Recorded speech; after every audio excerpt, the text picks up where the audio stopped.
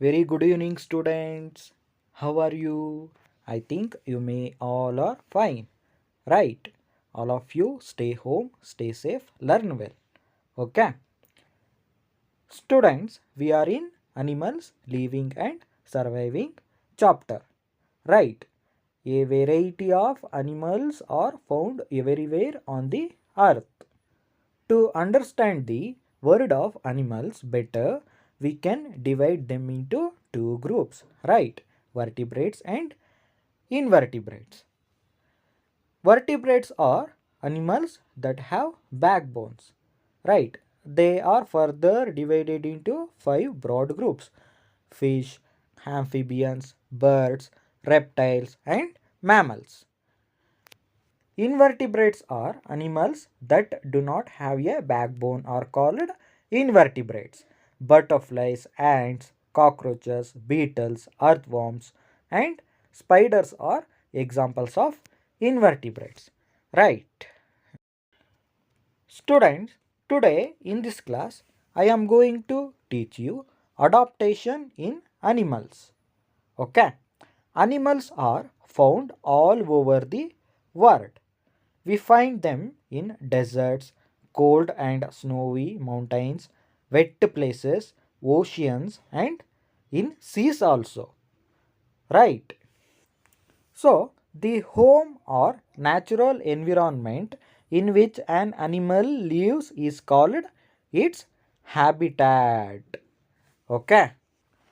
The habitats of plants and animals change over time. Plants and animals also undergo changes in their structure or behavior to suit the changing environment. Such changes that make plants and animals suited to their environment are called adaptation. Okay. So, the process which enables organisms to adjust to their environment in order to ensure survival. Okay. So, adaptations help living organisms to survive in their environment.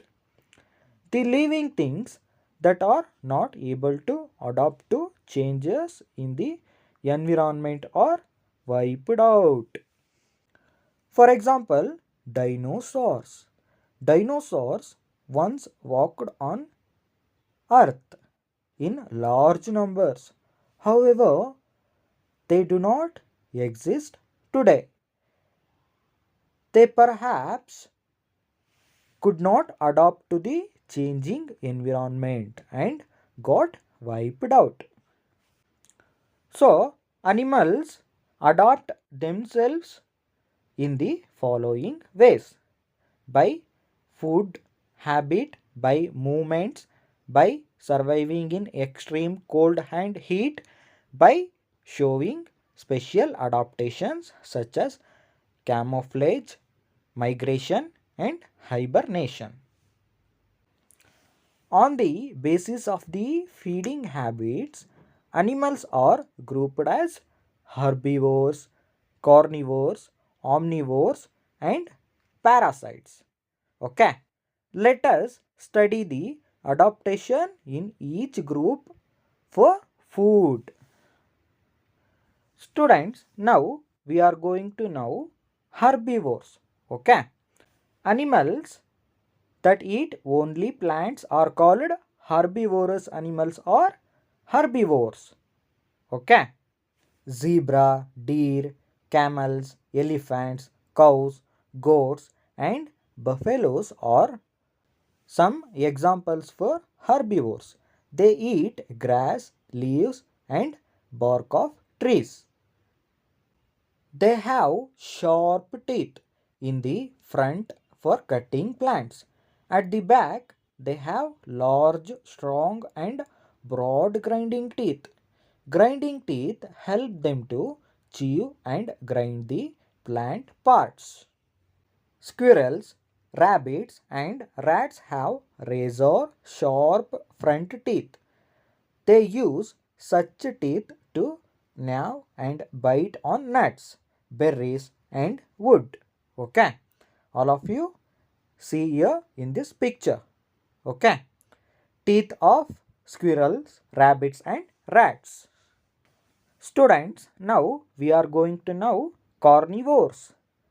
Carnivores are animals that eat the flesh of other animals are called carnivorous animals or carnivores.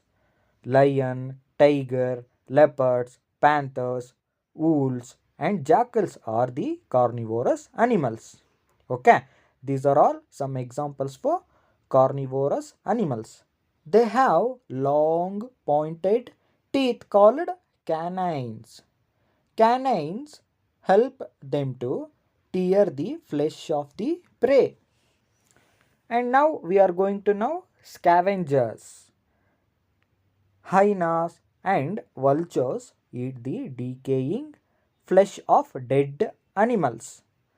This helps to keep the forest area clean. That is why they are called scavengers. Okay. Hyenas have short, powerful canines.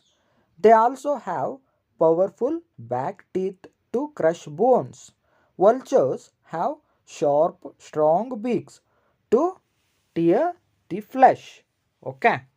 Scavengers are also some flesh eating animals, feed on the flesh of dead animals. So these scavengers are called nature cleaners. Students, now we are going to know omnivores. Omnivores are animals that eat plants as well as the flesh of other animals. Okay. Animals that eat plants as well as flesh of other animals are called omnivores or omnivorous animals. Monkeys, apes, bear, pigs, hens, and human beings are omnivores.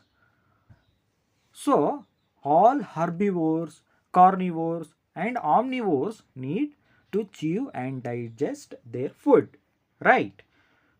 Do you know of any animals that do not need to digest food? Yes, parasites, right? Parasites are tiny animals that live on the blood of other animals are called parasites. Lice, which are sometimes found in the hair on our head, are parasites. Fleas and ticks are wingless insects that live on birds and mammals. Fleas spread by jumping from one animal to another to suck their blood. Some worms are also parasites. For example, tapeworms and flatworms that live inside the intestines of animals. We can also get tapeworm if we eat food coming from infected animals. So students, these are all animals adaptation by food habits, right? Okay, so if you have any doubt, ask in online session. All of you should follow given worksheet. Thank you students.